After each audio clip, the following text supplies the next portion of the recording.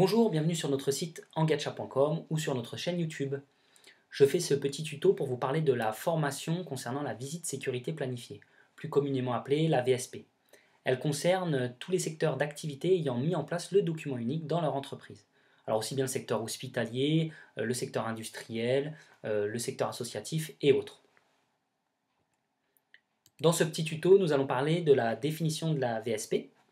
Donc la VSP permet de vérifier l'application des mesures de prévention et de protection issues de l'évaluation des risques du document unique pour chaque unité de travail.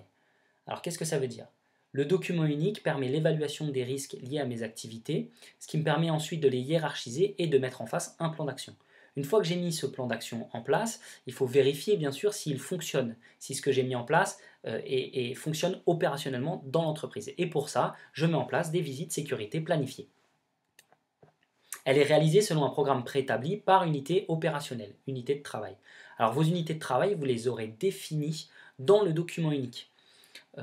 Chaque unité de travail fait l'objet d'une visite sécurité planifiée.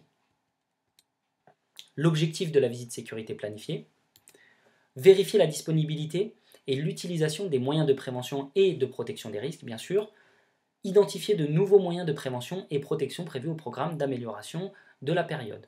Alors qu'est-ce que ça veut dire?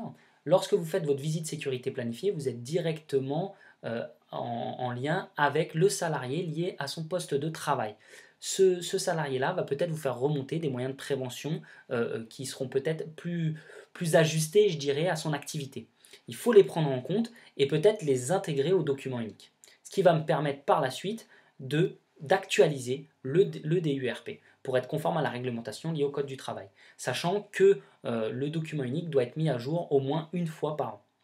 Alors il faut bien prendre en compte qu'on est dans une démarche d'amélioration continue, soit dans le cadre d'un système de management de la santé et sécurité au travail, donc OHSAS 18001 ou ILO-OSH, soit pour des besoins pratiques et organisationnels au sein de l'entreprise, vous n'êtes pas obligé d'être dans un cadre bien précis. Le but, c'est quand même d'améliorer les conditions de travail et d'améliorer la santé et sécurité au travail de mes salariés.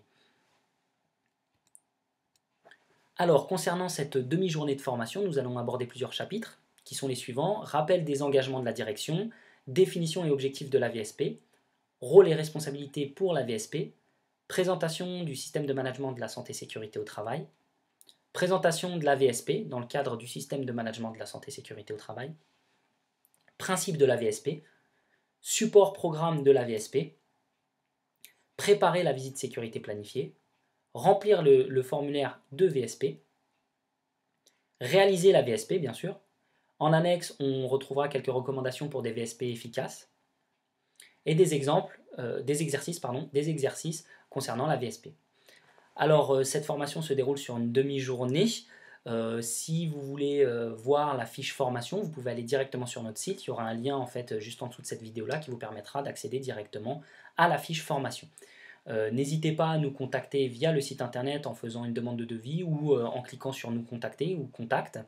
Vous pouvez aussi nous faire part de vos demandes concernant des audits de la formation, du conseil de l'accompagnement e-learning, de l'accompagnement et de l'e-learning, en lien avec les thématiques QSE, qualité, santé, sécurité au travail, environnement, énergie et développement durable.